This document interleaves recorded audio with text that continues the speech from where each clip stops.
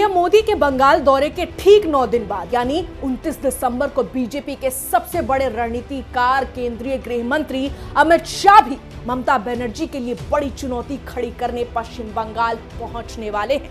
लेकिन शाह के पहुंचने से पहले दीदी की चिंता बढ़ सकती है, क्योंकि गृह मंत्री का पूरा प्लान का ब्यौरा आया है। बंगाल पहुंचकर अमित शाह क्या करने जा रहे हैं और आगे क्या होगा, इसका पश्चिम बंगाल के विधानसभा में क्या असर होगा, इस रिपोर्ट में आपको सब बताएंगे। ये दौरा ऐसे वक्त में हो रहा है जब राज्य में इलेक्टोरल रोल के स्पेशल इंटेंसिव रिवीजन यानी SIR की प्रक्रिया शुरू होने के बाद राज्य में अलग अलग राजनीति चल रही है। मीडिया रिपोर्ट्स में बीजेपी के सूत्रों के मुताबिक अमित शाह 29 दिसंबर की रात कोलकाता पहुंचेंगे और 30 और 31 दिसंबर को पार्टी की कई अंदरूनी बैठकें हो सकती है। यानी शाह का बंगाल में 2 दिवसीय दौरा टीएमसी के लिए एक चुनौती बन गया है। जी हाँ, इन बैठकों में कोई पब्लिक मीटिंग नहीं होगी, पूरा फोकस संगठन और चुनावी रणनीति पर रहेगा। सूत्रों का कहना है कि SIR के तहत जारी ड्राफ्ट वोटर लिस्ट में कई नाम कथित तौर पर हटा दिए गए हैं। इसमें मतुआ समुदाय के वोटरों के नाम भी शामिल बताए जा रहे हैं।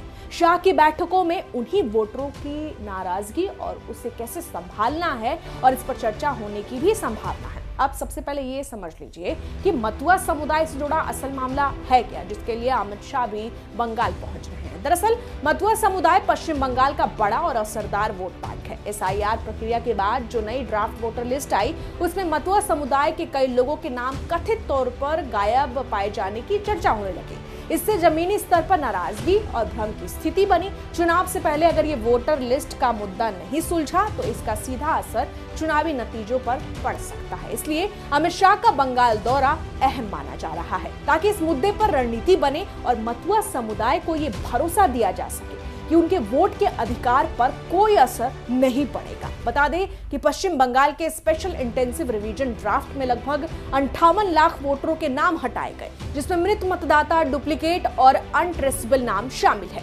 ये प्रक्रिया अभी पूरी नहीं हुई है और दावों और आपत्तियों के बाद अंतिम वोटर सूची साल 2026 में जारी हो जाएगा। इस बीच अमित शाह बंगाल के 2 दिवसीय दौरे के दौरान राज्य के सीनियर बीजेपी नेताओं से मुलाकात करेंगे।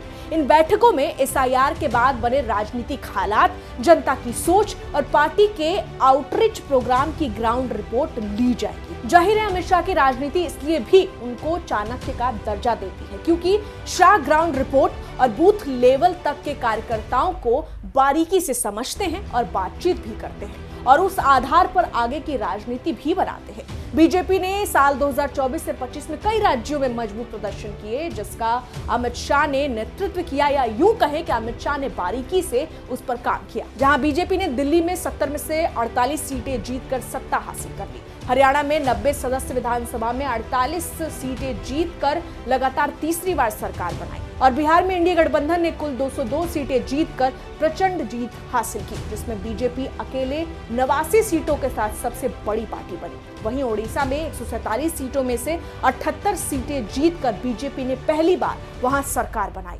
इसके अलावा साल 2024 के लोकसभा चुनाव में पार्टी को लगभग 240 सीटें मिली, जिससे केंद्र में भी उसकी स्थिति मजबूत बनी और ये आंकड़े बंगाल की मुख्यमंत्री ममता बनर्जी नहीं भूल सकती है। शाह के एक एक कदम में विपक्ष के लिए चुनौती का संदेश छिपा होता है। ऐसे में अमित शाह के स्वागत के लिए बंगाल बीजेपी बाइक जुलूस निकालने की तैयारी कर रही है।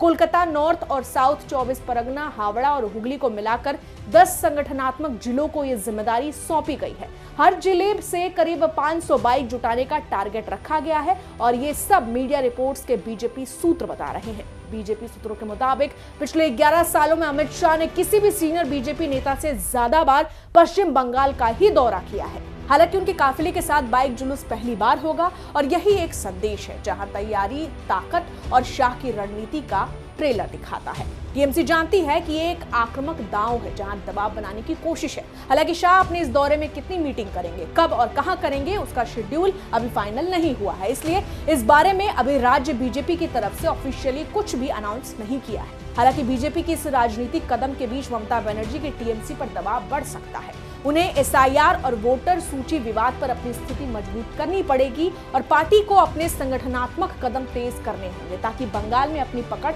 बचा सके। तृणमूल कांग्रेस की ओर से इस दौरे पर तंज भी कसा गया। राज्य मंत्री और कोलकाता के मेयर फिरहाद हकीम ने अमित शाह के दौरे को लेकर कहा कि पिछले विधानसभा चुनाव में भी अमित शाह आए थे और 200 से ज्यादा सीटों का दावा किया था, लेकिन नतीजा सबने देखा। जाहिर है एसआईआर पर ममता बनर्जी की टीएमसी का कहना है कि एसआईआर प्रक्रिया राजनीतिक रूप से प्रेरित है और इसे वैध मतदाताओं के नाम हटाए जा सकते हैं। टीएमसी इसे मतदाता अधिकारों को कमजोर करने वाला और संवेदनशील समुदाय के खिलाफ बताती है। चुनाव आयोग का पक्ष कहता है कि एसआईआर एक वैध वोटर सूची संशोधन प्रक्रिया है और लोकतांत्रिक प्रणाली का हिस्सा है जो राजनीतिक दबाव के बावजूद जारी है। बीजेपी कहती है कि टीएमसी इस प्रक्रिया को राजनीतिक फायदा उठाने के लिए भुनाने की कोशिश कर रही है और अपने कमजोर वोट बैंक को बचाने के लिए इसे मुद्दा बना रही है। चूंकि बीजेपी कहती है कि ममता बनर्जी अपने वोट बैंक को मजबूत करने के लिए घुसपैठियों पर निर्भर है जो रोहिंग्या और बांग्लादेशी मुस्लिम हैं। फिलहाल अमित शाह के दौरे का पूरा शेड्यूल अभी तय नहीं हुआ है और बीजेपी ने कोई प्रतिक्रिया भी नहीं दी है, लेकिन